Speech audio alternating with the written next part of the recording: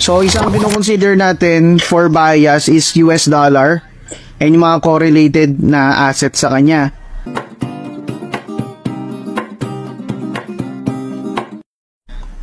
Bali, iso ka, umabol ka na lang.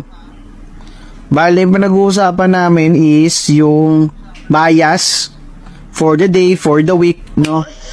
Nakikita nyo ganito yung structure ni USD. I-anticipate natin na sa euro is bearish ng ilang days. Pero ilang araw tayong bearish structure kay euro. So, isang kinoconsider natin for bias is US dollar and yung mga correlated na assets sa kanya. So, ano yung structure niya? Bearish or bullish?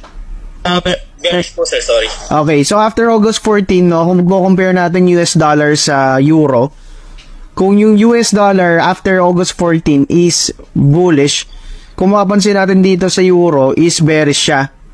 So, yun yung isang bias natin na titingnan kung balak nyo siya i-trade ng daily basis ang euro. Coach, may question. Hello? Ask ko lang po about dyan sa may kinawa niyo po about sa may USD din sa euro. Para po magka-raise ng bias, sino po yung pinaka-basis na titingnan? Tama po ba? Okay, yeah.